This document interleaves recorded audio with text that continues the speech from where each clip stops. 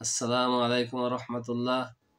সম্মানিত দর্শক ও শ্রোতা ভাই বোন, আপনাদের সবাইকে জানাই নববর্ষের উষ্ণ সংবর্ধনা এবং শুরু করতে চাই অল্প আমলে অপরিসীম সওয়াব সংক্রান্ত এক শিক্ষামূলক ঘটনা। তাহলে শুনুন। এক আল্লাহওয়ালা ব্যক্তি একদিন জামাতে নামাজ পড়ার জন্য মসজিদে গেলেন। যে দেখেন ইমাম সাহেব রুকুতে। তিনি নামাজে শরিক হতে হতে ইমাম সাহেব রুকু সম্পন্ন করলেন। তিনি তাড়াতাড়ি নামাজে শরিক হয়ে ইমাম সাহেবের সাথে সিজদা আদায় করলেন। এইভাবে নামাজ শেষ হলো। আসলে এখানে একটা মাসআলা রয়েছে, সেটা হলো মান আদরাকা রুকুয়ান ফাকাদ আদরাকা রাকাতান। যে রুকু পাইল সে ওই রাকাত পাইল। তো যেহেতু বেচারা রুকু পান নাই, বিধায় তার ওই রাকাত গণ্য হয় নাই। কিন্তু এই যে সেজদা করলেন, এর মূল্য আল্লাহ পাকের কাছে অনেক দামি। যা হোক, এ বেচারার ইন্তেকাল হয়ে যায়। কিছুদিন পর তার এক ছাত্র তাকে খবে দেখেন। বিভিন্ন কথাবার্তা হয় খবের ভিতর।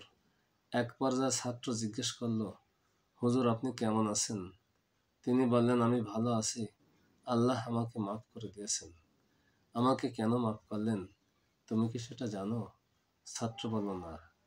হুজুর বললেন, একদিন আমি জামাতে নামাজ প্রথম রাকাত পাই নাই, তো আমি ইমাম সাহেবের সাথে সিজদায় শরিক হই। তারপর আমি নামাজ শেষ করি। তো এই যে দুইটা সিজদা আদায় করলাম, যদিও সেটা রাকাতে গণ্য হলো না, কিন্তু আল্লাহ রব্বুল আলামিন সেটাকে ব্যর্থ হতে দেন নাই। রব্বুল আলামিন আমাকে ওই দুই সিজদার ওসিলাতেই মাফ করে দিয়েছেন। সুবহানাল্লাহ। তো যা হোক, দেখেন আমরা কত আমল করি, ছোট হোক বড় হোক, সেখানে যদি আমরা একটু খেয়াল করি এবং সেটা নিষ্ঠার সাথে আদায় করি, তাহলে আল্লাহ পাক তাতে অনেক খুশি হন। জানা দরকার, আল্লাহ রব্বুল আলামিন কোনো মাখলুকের কাছে ঠেকা নন এবং মাখলুকের ইবাদতের কাছেও ঠেকা নন। তিনি একজন বড় নামি দামি ইবাদত গুজারকেও তিনি মাপ নাও করতে পারেন। আর দেখা যায় ইমানের সাথে ছোট্ট আমলের ওসিলায় অনেকে মাপ পেয়ে যেতে পারে। এই জন্য আমাদের প্রত্যেকটা আমল করতে হবে তাকে রাজি খুশি করার লক্ষ্যে এবং ইখলাস ও নিষ্ঠার সাথে। আল্লাহ রাব্বুল আলামিন সবাইকে তৌফিক দান করুন।